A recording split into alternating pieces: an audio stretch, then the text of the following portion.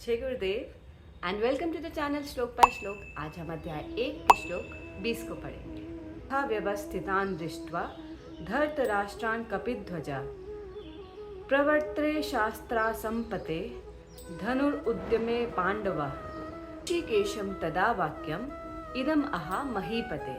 तब धृतराष्ट्र के पुत्रों को देखते हुए पांडु के पुत्र यानी कि अर्जुन ने, जिसके की रथ के ऊपर हनुमान का ध्वज था। कपित ध्वजा मतलब जिसके ध्वज के ऊपर, फ्लैग के ऊपर हनुमान बैठे थे, सीटेड थे। उसने कौरवों की ओर देखते हुए ऋषिकेशम यानी कृष्णा से ऐसा कहा। हनुमान अर्जुन के ध्वज पे विराजित थे। हनुमान शक्ति और ताकत के प्रतीक है।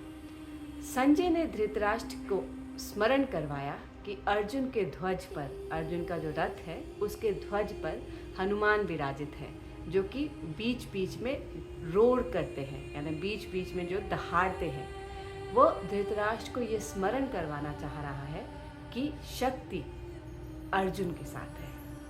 ये देखकर कि सभी कौरव अपने अस्त्र शस्त्रों के साथ युद्ध के लिए सज्ज हैं, अर्जुन के मन में कुछ भावनाएं उत्पन्न होने लगी। उसके मन में विषाद, दुख उत्पन्न होने लगा। ऋषिकेशम शब्द के प्रयोग से संजय ये बताना चाह रहे हैं कि हमारी इंद्रियों के संचालक, हमारे जीवन के संचालक श्री कृष्णा अर्जुन के साथ है। वह धृतराष्ट्र को ये स्मरण कराने की कोशिश कर रहे थे कि पांडवों की ही विजय होगी। जब भी हमारे अंदर कोई अच्छा गुण या अच्छाई जागती है, गुरुजी बताते हैं, ईश्वर तब हमारे साथ होते हैं। अगर हम अपनी अच्छाई को भक्ति का बल दें, उसे भक्ति से एनर्जाइज करें, तो स्वयं भगवान हमारे रथ के रथी बन जाते हैं। जो हमारी शक्ति है, जो हमारी ऊर्जा है, वे भगवान हमें स्वयं प्रदान करते हैं।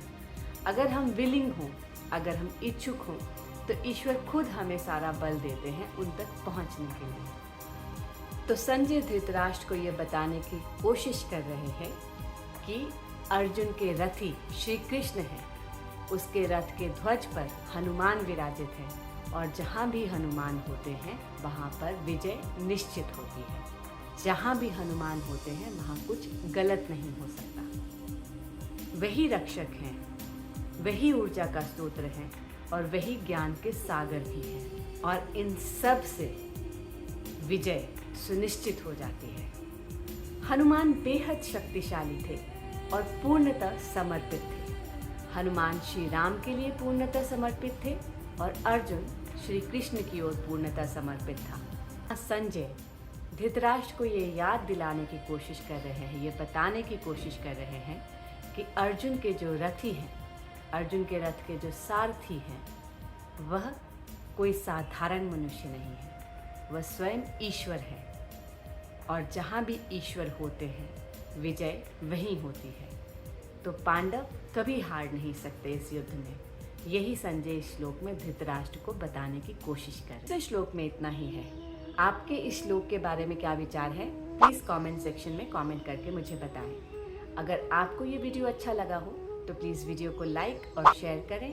अगर आपको भगवद गीता के श्लोकों को और गहराई में प्रैक्टिकल तरीके से जानने की इच्छा है तो चैनल को सब्सक्राइब करें। नेक्स्ट श्लोक के साथ फिर मिलेंगे, तब तक के लिए जय गुरुदेव।